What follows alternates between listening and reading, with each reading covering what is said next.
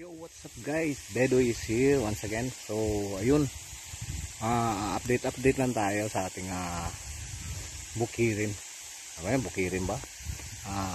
Kaingin. Ang tawag namin dito, kaingin. Sa aming pananim. So, actually, nandito ako ngayon. So, anong ginagawa ko is magdidilig ako ng pananim namin. So, unfortunately, may mga namatay. So, yan, kagaya niyan. Ayan, tingnan nyo. Yan, kung mapapansin nyo, halos tuyo na lahat ng dahon.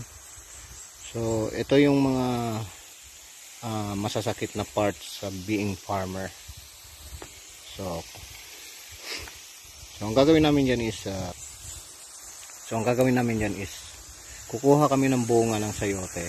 So yun, actually may mga bunga ng sayote. Pero yun doon banda lang diyan sa bandang baba. So yung sayotehan hanggang doon pa yan sa baba. Kung mapapansin nyo doon, oh. Yun. Tapos meron pa doon. Yan. Yan kung saan nakatutok yung tubig. So andun yung drum na may fertilizer. So hanggang doon yan sa taas, guys. Hanggang doon yan sa taas. Yan. Talagang paahon yan dyan. Paahon. So hindi pa kumpleto yung binder namin, yung mga tali. So ang nalagyan lang namin is itong dito banda lang sa baba.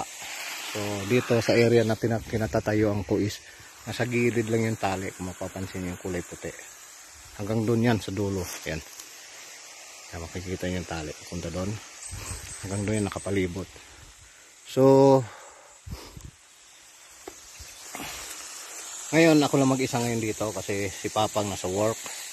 So pumunta siya dito kaninang 4 AM. So nagdilig na rin siya. Diniligan na rin yung mga doon sa bandang baba. Tapos yung doon sa bandang taas na may puno ng marang. So si Uncle Efren is hinatid ko kahapon doon sa kanila sa Mercedes. So gabi na ako nakarating ng bahay. At kasi nga 3 araw na siyang nilalagnat, inuubo, tinatrangkaso kumbaga. So parang gusto niya muna magpahinga doon. So shout out kay Uncle Efren, at kay Auntie Eileen. Uncle Efren, pagaling ka, sana gumaling ka kagad, makarecover ka. At sana huwag ka magsawa dito sa garden natin.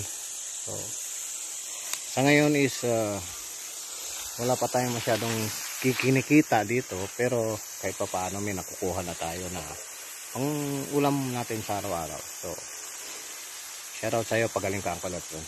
So ayan so after nito, after ko magdilig, so actually nadiligan ko na yun doon banda hanggang doon. So yan yung host. So yan shoutout nga rin pala sa tumulong sa amin. Actually yung bahay nila yan, nandyan sa banda, sa tabing kalsada. So ayun yung kubo namin. At sila yung tumulong na magkaroon kami ng sariling linya dito ng tubig. So nung una, kung napapansin niyo yung video ko dun sa reels na nilagay ko, is dito na yung banda sa kabila nito. Yan, sa kabila niyan, yung bundok na yan. Hindi naman actually bundok talaga. Parang kuwan lang siya, yung hills. So sa kabila niyan, and then yung anak nung ni Uncle Deng, shoutout kay Uncle Deng at sa pamilya niya, kina Rayson, yan. Salamat sa tulong ninyo. At binigyan nila kami ng idea na meron kasing bukal doon. Kung mapapansin nyo yung binidyo ko nung nakaraan na bukal. Kaso mahina nga lang yung tagas. So parang hindi siya kakayanin. So nung makita nung kwan, sakto naman nung kinakabit namin yung linya, yung hose. So sabi nila is bakit hindi kayo mag-connect doon sa bandang taas? Tuloy doon talaga sa taas yan, guys. Yung bukid na yan, yung paahon na yan, yung bundok na yan. So may sapa dyan. So dinala namin yung tinanggal namin yung pinakapuno namin, yung pinakapuno ng hose na to. Hinila namin doon pataas. So talagang nakakatakot yung kasi sa dinadaanan namin ganito is talagang sapa na siya, tapos bangin. So batuhan yung sa ilalim. So doon talaga nilagay doon sa kung saan yung linya nila, sa ibabaw pa nun. So ang nagastos namin na hose hanggang dito, hanggang sa ginagamit naman ngayon is 450 meters. So sobrang haba kasi simula dun sa bundok hanggang dito, tinawid dito sa tinawid yung tinawid yung hose dito. Noon na doon namin nilagay pagilid.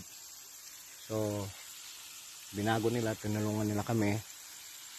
So dinala talaga doon. Sila mismo yung naggiya sa amin kung saan dapat ilalagay yung hose namin.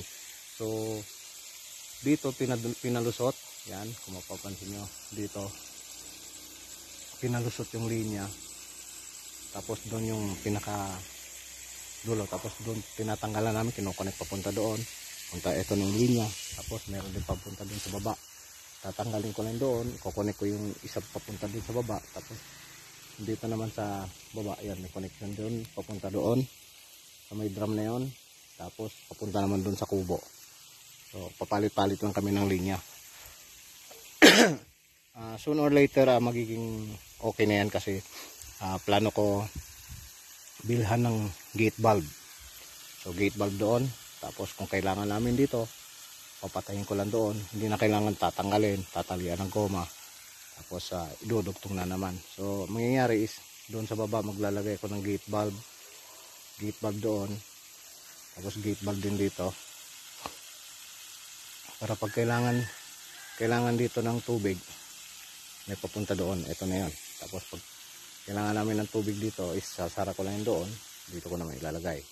So ganun lang mangyayari. So ayun. Hanggang dito lang muna yung video natin. At update lang. So ayan, mapapansin nyo hanggang doon yung sa dulo. So marami pang trabaho kailangan gagawin dito sa kaingin namin, pananim namin. So pero wish us luck guys na sana maging matagumpay. So actually meron nandito, ayan, sayote, may mga bunga na rin. Tapos ayan, yung sa iba meron na rin sa baba. So kailangan lang talaga malagyan namin ng tali as soon as possible. So hanggang dito na lang ulit guys. Kaya bye bye, till next video.